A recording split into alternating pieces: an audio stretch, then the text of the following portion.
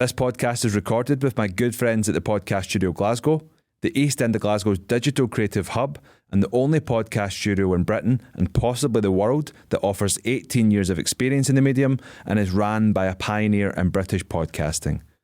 To find out more information about the wide range of services offered or to book a session, please visit www.podcaststudioglasgow.com.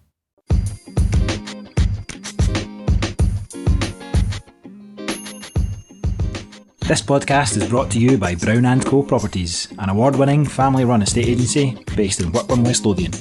With a Property Mark protected service for a fixed fee, we are your go-to agent for expert property sales advice in the area. Get on the go with Brown & Co. And today's guest is none other than my brother. Welcome to the channel, Chris, and thanks for being the first guest. Oh, no problem at all. Thanks for having me. First of all, how are you? Good. Glad it's the weekend. It's kind of second full week back at work and it's been pretty full on. So yeah, kind of looking forward to some downtime at the weekend, and there's a small matter of an Edinburgh derby on Sunday, which I don't know when this will go out, so I don't want to make a fool of myself, but 3-1 Hearts. 3-1 Hearts, not 5-1? Well, maybe not that confident. So is there any podcast that you listen to currently? Obviously, being a football fan, it's mainly all football related, I would say. I love the Off the Ball radio show. These guys do a Saturday, Sunday radio show on BBC Scotland that I never get the chance to listen to just through work. So get the podcast in the car, you know, two fans of supposed Diddy teams, the same as Hearts are often lumped in as. So it's quite good to hear the non-Old Firm centric kind of spin on Scottish football, which absolutely also leads into one of my other interests as well, the Terrace Scottish Football Podcast, which these guys, you know, have been so successful that they had The View from the Terrace, which was a show that's due to come back, I think, next month on BBC as well. So again, group of guys, 30-something, shoot the breeze. They talk about different clubs, it's different perspectives of football, you know, kind of from a similar viewpoint as myself, just to steer away for the whole Old Firm subject. So yeah, it's broad range, and I'm a paid subscriber to the extra content as well, which is also gives me plenty to listen to in the car on the way to work appointments and stuff like that. So yeah, it's I enjoy it. And Luca Vialli just passed away within the past couple of days. Yeah, definitely something that hit me quite hard. You know, it was big.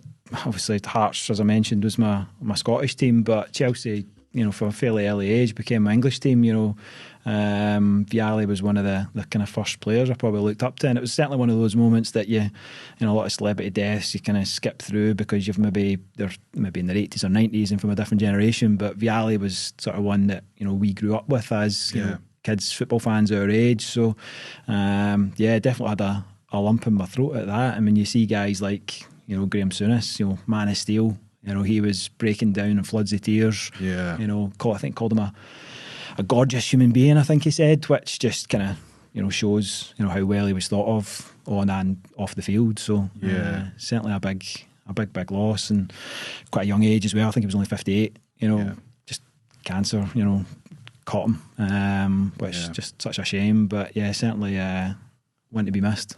Yeah, and it's very sad news, and rest in peace, Gianluca Vialli.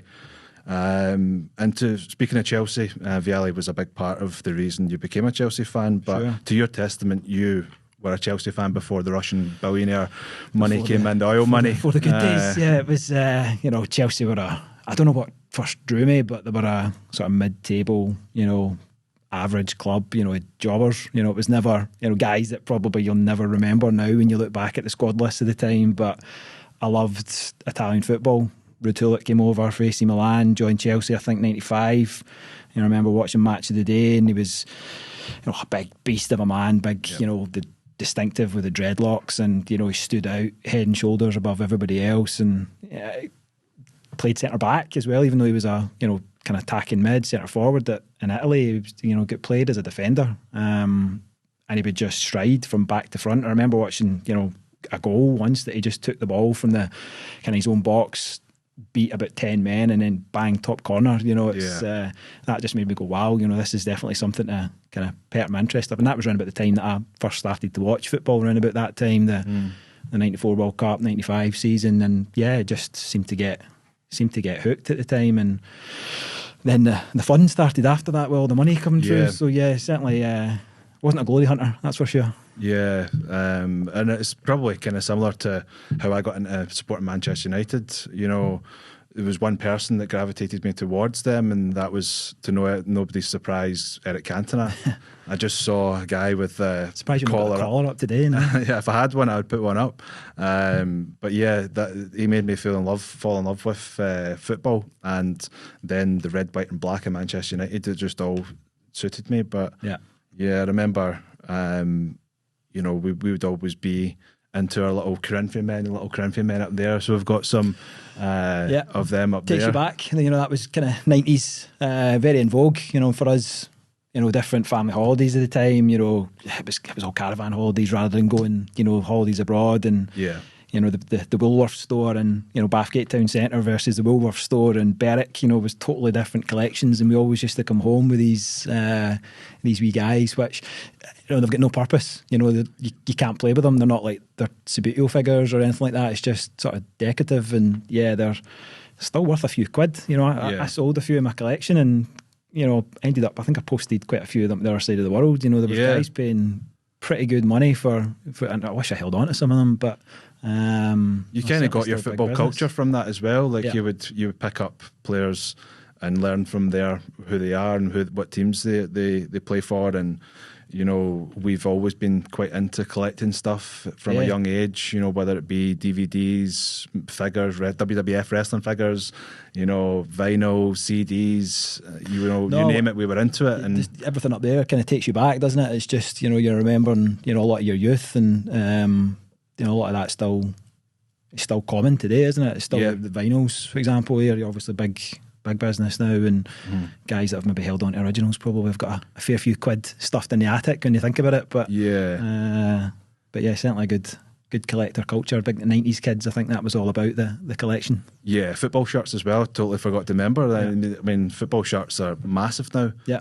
Tell me about it. I'm trying to rebuy some of the strips that, you know, we had as kids, and try to track them down. You know, you're having to buy like triple XL, you know, and they're like couple $100 just to get the shirts that we all had when we were young. I know, but you would probably still fit into your kids' tops. I certainly wouldn't. I had this shirt on earlier, and the top button popped off, so you know, make sure that I'm sitting comfortably here. I'll just remember the camera adds £10, so you know, we're all good.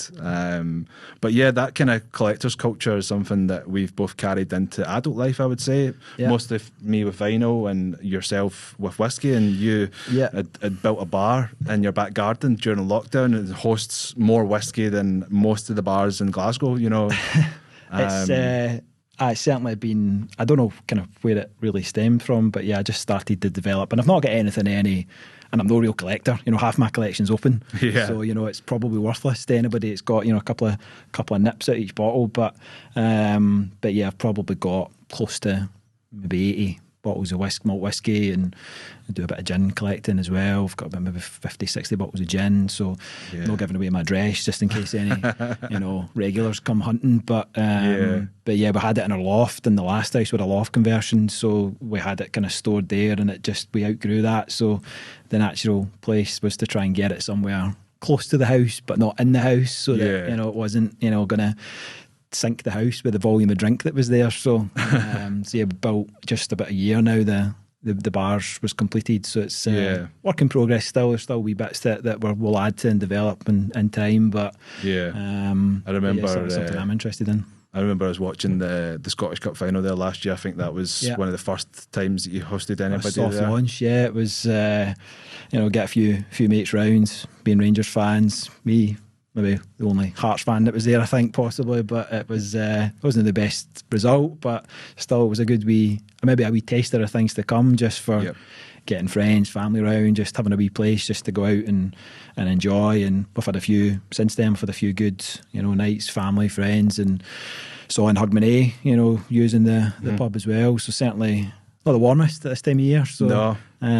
We certainly felt warm and we were well oiled. So aye, the drink's flowing. You know, you don't need to worry about the jumpers and the radiators. But yeah, come the summer, I think it'll be good to have. Yeah, and speaking of whiskey, going back to that, have you got a favourite bottle, or have you got something that you really enjoy? Funnily enough, you know, I carry it with me at all times.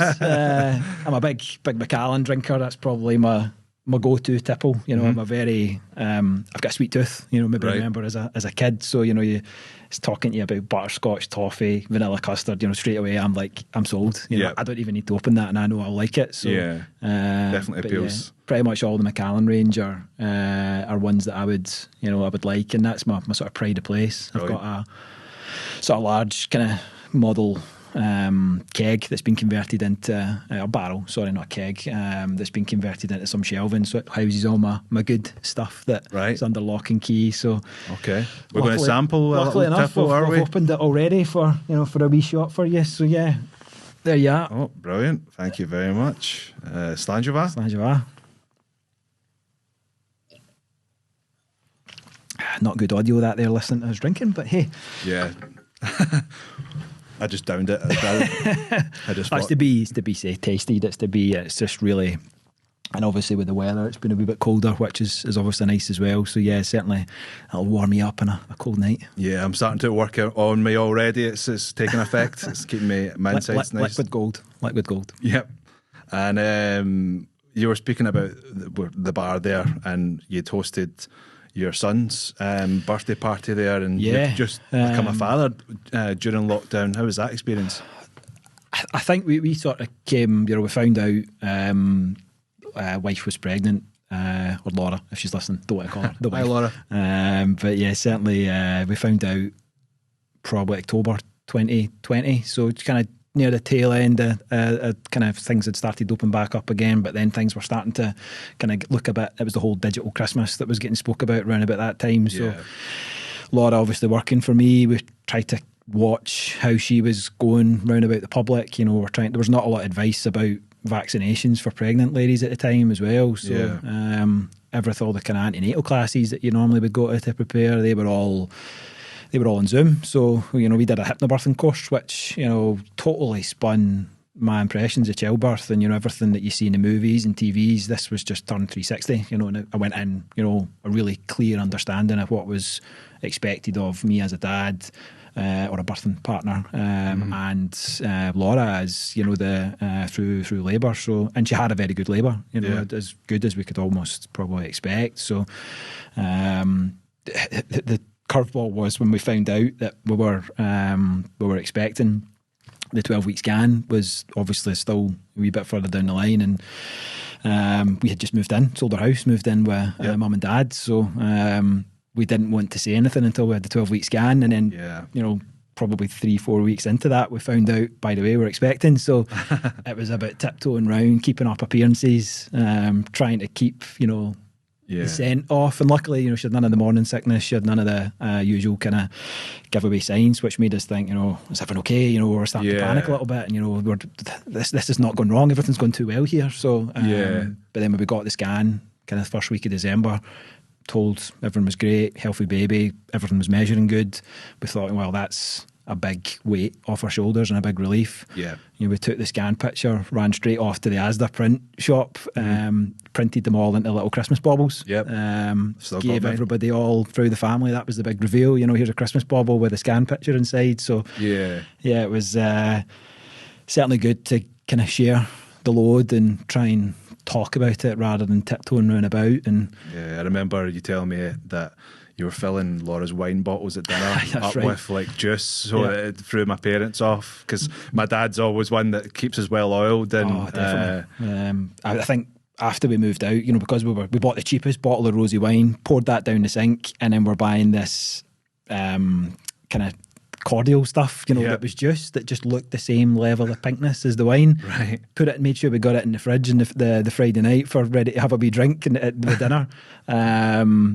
And then there was a few close calls, when the bottle was nearly finished and he's ready to crack open the next one, but nobody got any whiff. They were just getting worried why she wasn't getting any drunker as the night was going on. Yeah, totally. Why she was slipping off the bed really early, and they were like, she's obviously had a few too many there, just let her go. So I think when we moved, we had these like 7 or 8 bottles of this juice all stuffed in the back of the cupboard that was just sitting empty. So Mum and Dad must be like, where's all this juice going? But the stuff you've got to do just to keep up appearances in the Brown household. So I know. Can't just say no, I'll just have water. It's got to be a fake drinks just to make it look like you're still keeping up. But is there anybody else that has that in Scotland? There must be, but if you do, let us know and share your story below. That'd be great. Being a father, did that change you in any way personally? Like, did you feel any change? Every dad probably says this, and any dad that's listening probably says the same thing. There was life before and there's life now. You do all these different courses to learn how to hold a baby, how to change a nappy, what to expect, what to do when they cry, how to get them to sleep, all that kind of stuff. But it all goes out the window, when the wee one's here. And somebody told me very early on, after he was born, or maybe just in the run up to he's born, best advice: don't listen to anybody. Right. Just do it all naturally. Just do it all your own way. And there's obviously a lot of outside noise that comes from, family and friends that have been through it before that try to tell you this is what you should do and you shouldn't do it that way. You should do it this way. You're doing it all wrong. But we're very level-headed and very down to earth as a couple, and very, very similar personalities. So we've just kind of went with the flow. Yeah, and I'm surprised and I'm not surprised just how natural it's come to you, because we've not really been around kids that often. It's always been when a newborn's arrived, they get passed around the room like a joint, and you each get a shot of a cuddle, and then you move on, and then that's it. Yeah. But it's a completely different ballgame when it's your own kid. And like, how was that? Don't get me wrong, to start with, obviously one of the dad gets to cut the cords, is one of the kind of tasks, and you're cutting this, you've got a pair of scissors effectively, and you're cutting this rubbery skin that there's all these wee moments that just seem crazy now looking back at them, but I was really worried about all that at the time. You were like, what if I do this wrong? What if I hurt them? Yeah. Then you're changing the first nappy. That's always one of the dad's first tasks, and you've got these wee tiny legs, and they're not going the way you want them to go, and I'm a bit impatient, and I maybe got a bit of a loose temper that some listeners might possibly agree to, from the Brown family. I don't know. So you're trying to keep calm and probably just learn that this wee, he's just been born. He doesn't know how it should be. You're having to try and adapt yourself as much as they're adapting to you. So now we're swinging him by the ankles, and he's running rings round us, and he's he's a proper little person, isn't he? He's 18 months later, he's got a proper wee personality, and it's just amazing. You long for those maybe moments that you had at the time, and I can understand why a lot of young families have the second really quickly after the first as well. They miss all those wee moments that they all enjoyed at the time, and now they're going, oh, he's actually talking back to me now. I liked it when you didn't talk. Let's have another one. So but it's been life-changing. I wouldn't change it for the world. Yeah, and you've obviously had a business to run during COVID, as well as having a kid. Like that that's got to be like cause mayhem, because from your business, like you still had to kind of create. We'll go into your business in just a second, actually, because for the people that don't know you, what is it that you do? So I run an estate agency, which kind of seems a bit crazy now because my degree's in history. So left school, obviously 18-year-olds, you don't know what you want to do with your life, and the teachers, guidance teachers, all the rest at the time tell you, plan your career, pick a uni subject that you're going to then get a job out of and make a life out of, and you don't have a clue when you're 18 what you want to do for the rest of your life. So, and they told us, I remember them saying, do not pick something you like now because you'll regret it. What did I do? I liked history. We picked history. So me and two of my mates, we got we went to Stirling Uni. We got accepted for places there. So one of the guys stayed the full term. Me and another mate, we left after 3 years. Just I didn't enjoy it.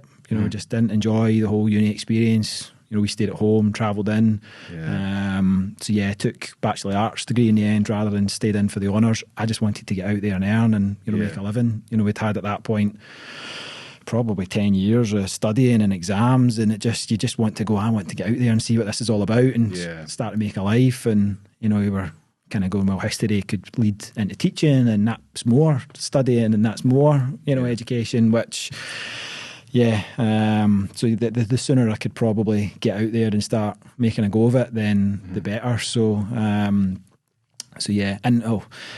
got inducted or got graduated by a Bond girl as well, which a bit of a claim to fame. So the rector at the time was Dame Diana Rigg, or the late Dame Diana Rigg. Okay. She gave a wee speech just to all the graduates at the time, and she was talking about, obviously when they kneel down in front of me and we tap the cap on their head to, I don't know what the phrase properly is, but when they all bow and we tap them, there's all these weird hairstyles that you guys have got, and I don't particularly know what the etiquette is for dealing around that. And I had this crazy Mohican hairstyle at the time that, was pretty wild and added probably another 3 inches to my height near enough. So I remember I'd had a wee glint in my eye just as I was kind of getting up to her and, bowed down in front, and I just looked up and I said, "Mind the hair." She gave a wee smile and chuckled away. So you could maybe say I chatted up a Bond girl, maybe a wee bit of a stretch, but it's, I would think for that. That's good on the CV, I think. Totally. And Diana Rigg of Her Majesty's Secret Service, which is one of my favourite Bond movies, and she's obviously of Game of Thrones as well, that people don't know, and that's quite the honour you've got. Yeah. And where did that lead from? Because you didn't go with history. No, obviously Dad had started a mortgage practice in the town 2007. He'd kind of worked for another company, went off on his own, The idea was to try and get into the family business. The recession hit, so he opened the shutters probably the month before the first major bank crashed in the UK. So, he's been there right the way through. He's built a good client base. This after saying I didn't want to do any more studying, I went and self-taught myself the mortgage qualifications. So went from one opposite to the other, from learning all about World War I and World War II to then learning about trackers and fixed rates and all the rest of it. So quite different. Took a year and a half just to sort of learn the ropes, and it was self-taught, doing examinations, learning a wee bit of practical stuff in the office as well, round about them, shadowing appointments and stuff like that, just getting a good understanding. But once I got the qualification, we thought there's not enough work for us to here. Right. And at that point we were advertising for another agency in the window, and our clients were buying their properties. So we were thinking, well, let's kind of spin that in its head a little bit. Let's take our client base and sell our own properties. Let's try and keep the money in-house rather than laying in someone else's pockets. So it just stemmed from there. Did a bit of market research, started with his client base, started local marketing, out doing leaflet drops, things like that. Spoke to Business Gateway, who in turn put me on to Youth Business Scotland, kind of version of Prince's Trust. Right. That's maybe now the King's Trust, given it was Prince Charles' idea back in the day. They do a sort of Dragon's Den style kind of pitching session where you create a business plan, you go over all your numbers, you then pitch the idea to this, I think it was 3 or 4 panel of investors. You were basically pitching for anything up to a £5,000 loan that would then kickstart your business. I got 3. Which I was quite happy with, because it was one of the most nerve-wracking things I've ever done in my life. It's certainly something that probably stood me in good stead, because I'm effectively, my job is pitching to people every day. So I'm going into people's houses pitching my business to then get the service. Whereas at that point I had done nothing like that, and I was in no way ready for it. But quite happy to come away with that 3 of the 5. I quickly learned I needed the other 2. So I went back a year later with the justification of stemming it out into lettings, property rentals. So grew that, and it's just grown arms and legs from there. Those early days were pretty hard going. 2011, 2012. So there was not a lot of houses selling. Houses were taking 9 months to sell. So to take a wage, I couldn't do that at that point out of the business, because all the money was needed to stay in to pay for all the things that had to keep the business running. So I kept a part-time job going at the same time, which was 8 hours a day in a supermarket. So I was doing that at night, and working the agency job in the morning, so selling them the beans at night and then selling them the houses in the morning. So it was kind of it was a pretty difficult balance at the time. I found myself sort of ducking and diving in and out the aisles to try and avoid clients. That then, you were selling my house yesterday, now what are you doing in here? But and it must have confused the life out of them. Oh God, it was a hard couple of years that you just couldn't see the light at the end of the tunnel. At the end it was just I'm going to be stuck doing this for the rest of my life, and this is the way it's going to be. And crazy to look back at it now, over 10 years later, and think, those were my worries at the time. But Did you get much? Sorry, did you get much work off the back of the Prince's Trust? Was that quite beneficial? They had they were quite good on kind of promoting the businesses at the time. They had their websites and things like that. They had an awards ceremony where each year the number of businesses that they helped, they got put, I think there was maybe 200 or 300 per year that then got put up for sort of business of the year type thing. So first year, 2012, I was second, which I was pretty proud of and pretty amazed to be, that young in my business journey, to be getting recognition, bit of a financial rewards. Yeah. We got some eyes in the business at the time, which was really what I needed. I needed people to recognise me rather than me be out there trying to put my foot in the path, trying to get business, drum up interest in the streets. Mm-hmm. So that sort of naturally helped create things and move it in the right direction. And I was encouraged to apply for the awards the next again year, saying obviously we had another year's business under our belt. There was some good numbers. You could see there was growth and there was progression. Finished third, which I was quite at the time was a little bit disheartened by, because I felt I had a really good chance and I felt I had done really well, and I prepared a lot better for the second year than I did the first year. And I felt like it was very condescending. It was very, you're trying your best, aren't you? You're doing your best. And I felt it wasn't really what it was intended for. So I sort of cut off ties with him at that point, and I probably should have stuck in and kept involved and networked a little bit with them. But it's still a good thing for us to have. And looking back, if there was 2 or 3 businesses, 200 businesses helped that year, and even been in the final few selection, that's definitely something something to be proud of. But I probably expect the best at the start, and as everybody does, you go in there thinking you've done great, and you have other people encouraging you, and you think, I've got a good chance. And then to me it felt like a bit of a letdown. But that year Scoffable won the award, which they're obviously a very big but a completely different sector, similar to Just Eat and Uber Eats over here, isn't it? More a West Lothian based kind of. I think they maybe do West Lothian, possibly Edinburgh, I don't know, but certainly they've grown really well over the years. So to be included in that sort of company at the time, you think, fair enough. It's good recognition, and certainly something to have on the awards wall, and keep proud of. So, and for those of people out there that are planning on starting their own business, have you got any sort of advice to give them?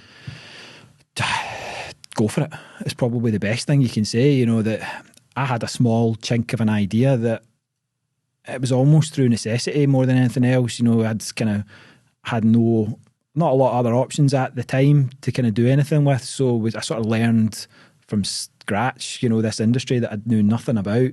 Yeah. Obviously had the mortgage background and the mortgage knowledge, but it's a little bit different, in the estate agency sector, especially when it's so competitive. It's so dog eat dog, and there's very, everybody's out to steal your business if you can as well. So there's this very competitive marketplace, when, especially nowadays, when there's not a lot of work to share around. So, but certainly don't be put off. There's help out there. Business Gateway was fantastic for me for a starting point, and just helped me grow and evolve. And wouldn't be here just now without them, I would say. So don't be scared would probably be my best advice, and just certainly get in, and it's a sink or swim. And for me, I've got signposts all the way through my business journey, markers that I can say they were sort of sink or swim moments. And certainly when I went full in and left the part-time job to then go all in for the business, that was definitely a sink or swim moment at the time, and I've really not looked back. And I think for me, living in Glasgow, coming through to Whitburn and seeing your signs everywhere is like a sign of your hard work, because you've been a one-man band for a long time, and you've built like a brand and a business, and it's pretty impressive when you're normally seeing other companies' signs, but you're driving through your hometown and you're seeing all of your signs. It's kind of, it's a proud moment. It's definitely, your sign is your pride, whether it's one for sale for a short period of time to then get that sold sign on. Even driving past them, it's still very surreal when you see that. It's I had a lot of input into the logo, and the design of the board, and everything about my business has been me from day one, whether it's the initial meeting you know, with the clients to then seeing it through to the end. You know, it's been a very kind of, I would say, a personal journey, and we're closing in on 1,000 listings now, which, you know, we should hit probably within the next couple of months, I would imagine. So that's certainly a sort of big moment to look back on and go, wow, look what we've done. Obviously, it's taken 12 years to do that, but you know, 100 odd a year maybe doesn't sound an awful lot, but there's a fair amount of legwork goes into that each sale. You know, nothing's straightforward, and we don't take anything for granted as well, because it's a very, especially this day and age with review sites and, you know, word of mouth, which is usually a priceless, you know, tool for us running the business. But for every 5 positive reviews, it just takes 1 negative to then kill you. So you've got to treat every customer as if it's your last, I would say. It's a good way to look at it. And yeah, if you do a job for one, you know, I've had it this week already, a couple of people say, oh yeah, friend said we made a good choice coming to you, not naming names, but they said, look, we've done the right thing by picking the phone up to you, and that's an amazing feeling, you know, hearing that. Yeah, and I think it's always quite surreal when I'm around in the office and like people will just bring in a bottle. They'll just be like, thank you for helping me. It's probably where this collection probably stemmed from, I suppose, you know, selling that many houses, you know. Yeah. I like whiskey. Ever reached out to Hearts for being on the side of the pitch advertisement? It's maybe a wee bit of a vanity project, I suppose, and, you know, I've booked a few hospitality packages at the time, and I've said, business, so remember we do sponsorship, and maybe not quite there just yet, but I support my local team. I've had the stand at Whitburn Juniors named after the business, so there you go. Got the Brown & Co enclosure, and they're doing very well. I think they're riding high at the top of the table, so fantastic. Getting a lot more local, and it's where we're from, it's a small community. We're an ex-mining village, you know, everybody knows everybody, you know, and I think giving a little bit back to the community as well just kind of stands us in a good stead as well. We've supported some of the youth football teams and sponsored the shirts and things, so I maybe need to walk before I can run, I suppose, rather than having the name on the side of the pitch. Yeah, you don't have your advertisement on the side of the pitch, but you now do own a part of the pitch. Yeah, you know, obviously Hearts now being owned by the foundation of Hearts, been a long-term subscriber, what would you call that? I don't know how we would say. Member? Pledger. Yeah. You know, we've given back in the dark days when things were looking like they were going to go wrong for Hearts. The foundation stepped in. You know, they've now amassed, I think there's something like 9,000 fans spending regular monthly payments, anything from £10 all the way up to, I think the top package was maybe £200 or £300 per month. Wow. And that amount of investment, they equate to points, and once you hit a certain points threshold, they quickly realised that an A4 sheet was about a square yard. So they've basically gifted the fans that have hit that level of points threshold. They are gifted a square yard of the pitch. That is, that's a kind of virtual, you know, yard, so to speak. But they had a wee ceremony that we got invited along to, I think, just back in November. How was that? What was the day like? I was just... I think the initial stuff was they did a lot of presentation, a lot of background. It was a big thank you for the fans. You know, they wanted to appreciate the money that had been ploughed in over the years. And, you know, I'm by no means a heavy investor in them. There were some fans there you could tell had put, you know, a lot of savings into the club. They, you know, the club's an institution. The club's something that means a lot to a lot of people. So, it's amazing what the football fan will do for their club when they're in, you know, dire straits. But it seems like they've turned that into like a cool little thing that's something meaningful for their fans as well. Yeah, and I think a lot of clubs will now follow the model. You know, the Motherwell, they're kind of big community-owned fan club as well. So there's a lot of that. They're going to kind of copy what Hearts do and try and you know, create that sort of groundswell, kind of foot soldiers that'll see the club through. The days of the Russian billionaire are probably long gone. So was it Lithuanian billionaires or millionaires? I can't remember. Con men, I think. Long gone though. Just when you hear some of the stories for the time, you're just, as a business owner myself, you think, how did they survive? You know, no wonder. You know, I think they were 50-60 million in debt at one point, and for a small club. And don't get me wrong, had some great moments. The Champions League music played at Tynecastle, which I never thought I would hear. We saw some great players, you know, come through the doors. But yeah, it's now kind of third place mediocrity, which we've just sort of accepted. That's where we are. We're well run now off the pitch. The on the pitch results are looking good. That they're playing good football. There's some good players still through the door. We're maybe never going to get to the level of the Rangers and Celtic, which we know our place. We know we're never going to do that. But that year, we broke them. We split the two. We ran Celtic close in the end, but finishing second got you the Champions League football and a wee bit of a European trip. And I feel like any Scottish team are going to have a hindrance of Celtic and Rangers being the two big teams. It's probably one of the few leagues in the world that has only two teams and everybody else is kind of mediocre underneath that, or apparently mediocre, but they're not. Like, they can all bloody their noses kind of on any given day, at the end of the day, it's 11 against 11, but, it's, you can't compete financially. And Rangers Celtic are finding that when they try and play in Europe, the gulf in Scotland is probably far larger than the gulf when they go to Europe. They're going, you see Rangers run last year to the final, and then they're struggled this year in the Champions League, and they're all saying it's money, but, how do you think we feel? We've had this for years. When your £10 million striker sticks a hat trick in the when our 100 grand striker kind of ties his own shoelaces, but it's but I think we need to know where we are and just get back onto the kind of, we've had a few ups and downs over the years with relegations, stabilising, steady growth, another European run next year, more money through the door only improves the fortunes on the pitch as well. We might get closer, you never know, they might have a bad year, they might lose a few of their top players, but just need to keep chipping away. Yeah, and you kind of broke the mould in our family. You chose Hearts. Our family are big Rangers fans, unfortunately, but not to tear any Rangers fans from this channel. But all of our family have been Rangers fans. So how did Hearts come about? At the time when when I was younger and first started getting involved in interested in football, football was never my first thing. I was a swimmer. Probably did a lot of galas all over Scotland, and probably could have stuck in at swimming and did well at swimming, but it was starting to get quite full on, and early morning swims before school and things like that. So drifted away, discovered football. A couple of my close friends and their family were all big Jambos. One of my close friends at the time, their family was all born kind of around about the Gorgie Road area and lived in the Gorgie Road area. So, that just sort of naturally gravitated me with them to them. Started going to some of the games. I think it's 30 years this March will be from my first game. Right. And was just hooked, from then on, and probably saw a lot more games then than I do now.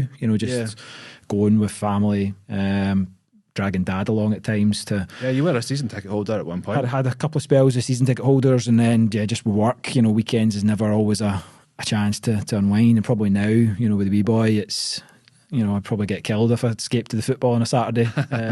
So maybe when he's a few years older and he can actually go to the games, it'd be quite good to take him and, share some of my journey, pass it on to him. But he's got the heart strips already, so that he is getting forced to be a Jambo, like it or leave it. So I'm sure we got past that on as a Rangers fans, but it didn't last. So he might learn. We never took to Rangers at all. But speaking of football, in school, you actually got all your school friends together and created a team. Yeah, I think at the time we were very big. We did it on a Friday afternoon, half day. We would leave school, run up to the local football pitch, play there for 4 hours, kicking lumps at each other in all weather.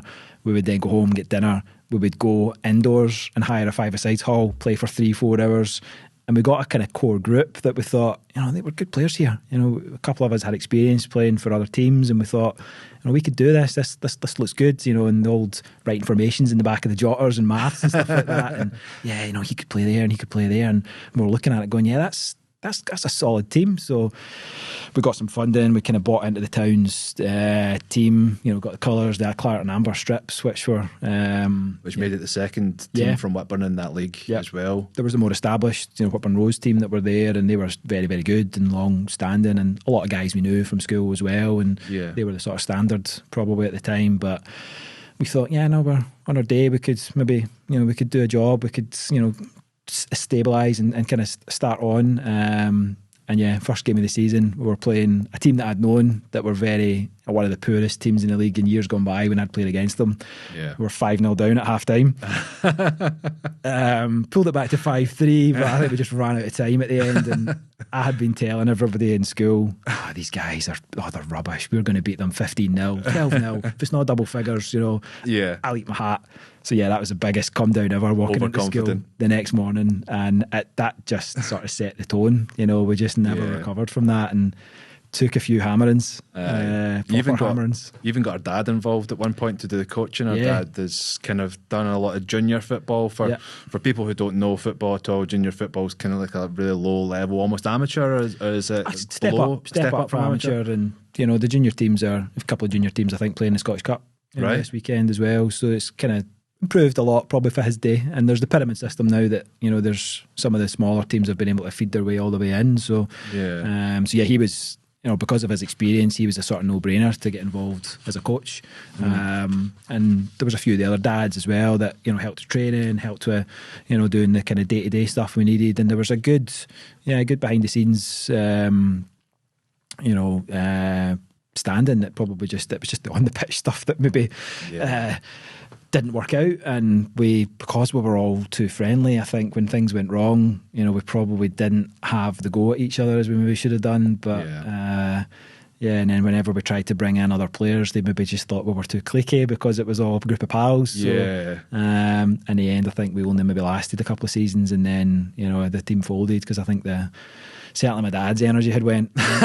You broke him. I think if he wasn't grey then, he definitely was grey after. Yeah, I mean, if he wasn't grey before when he was coaching my team, because I put him through his paces for sure, which is always one of the biggest disappointments in my life, where he's like, you come to training, I'll give you a lift, and I'm like, no, I'm not going today because you're not playing me on Sunday. And he just disappointedly just looked at me and just went, right. So yeah, that was when I knew. He probably gave it to me harder, and I'd obviously sharing the car journeys home after the games. He'd had his team talk where he'd went through everybody, but he saved a wee special bit for me in the car going home. So I used to, certainly if I'd had some earphones, they would have been getting plugged in at the time and just forgetting about it. But you created that team with your group of friends that you met in high school, and you've still carried that on into adult life, and you're all still very close. And what's the secret? I don't know. We none of it, like you say, they were high school. It wasn't as if we were kids from, a lot of people are very close from primary and kind of stick together all the way through high school. But I had a whole new set of friends that we made from high school, even probably more first, second, third year. It wasn't even necessarily straight away. I don't really know how it clicked. Probably being in shared classes, shared interests on the football pitch, and it's we still make a conscious effort to keep in touch now, and still kind of when we catch up, it's like you spend your time reminiscing about all the old days, as I'm sure everybody does. So we did all the kind of lads' holidays as well, and all that sort of stuff. Tea in the Park and all the rest of it back, in the day as well. Yep. So it's just a wee bit trickier now with work and family life to try and tie in. They're all dads now as well. Most of them. Fair chunk have all got kids. Yeah, married or kids. So I went for a while of stag do's. That was the kind of the excuse to catch up. That's all happened now. It's first and second birthday parties that we're all catching up. So certainly evolving. But in this everybody's kind of spread around. We're not all in the same village anymore. So but still make an effort to keep in touch. It's just a shame we maybe don't get the chance to spend as much time as we maybe like to, but it's a fact of life, isn't it? And what I've always found is I've always admired you guys because there's no egos, there's no assholes. Every group has an asshole, but they don't. You're all genuine dudes, and I think you're all testament to each other how good people you are, that you're all still in each other's lives, and that's crazy to me. And when I was at school, when I was in first year, I came and hung out with you guys mostly, and you guys eased me into high school life, which for most people is a daunting experience. But I had my big brother and his pals all around me, and if they made me feel totally comfortable, and they always have done. I've probably tested them a lot more than you have, but I was a few times played football that you would kind of step out of line, and I maybe had to kind of step in as a big brother rather than as a friend. But I think I said this in my wedding speech at the time, that I think you felt more at home in my group of friends than in your own group of friends, and I don't know what that is. It might just be the fact, like you say, that we were all very level-headed and nobody was really kind of trying to be kind of cock of the north and trying to stand out as it's my group of pals type idea, which everybody's got a bit of time for you, which is it'd be great to have some of the guys on if they ever want to come on and have a chat, because it'd be cool to reminisce over old times if it's all of us sitting down or just a couple of us. You're going to need a lot more than an hour probably. And maybe more of that as well, possibly too. A liquid session. Yeah. But yeah, it's been fantastic to have you on and be our first guest. So I really appreciate you coming along, and this is a completely new business venture for me. Well, I'm hoping it's going to be a business venture, but for you to be my first guest, it was appropriate, and it's been a fantastic chat with you. No, thanks for having me. It's certainly hope it goes well, and you've certainly got a good grounding and a good group of pals to maybe speak to yourself and get folk involved and hear their story as well. It's not just mine, and hopefully maybe somebody can turn the tables and ask you some questions one day as well. Yeah, you never know, but I like just sticking to asking the questions right now. I hope it'd be like opening a can of worms, but your business has been quite kind enough to support us as well at this early stage where we've got no following or whatsoever, and you're going to sponsor us. Thanks again for coming on. No problem. Thanks for having me. Thank you very much for listening, and we'll see you in the next one.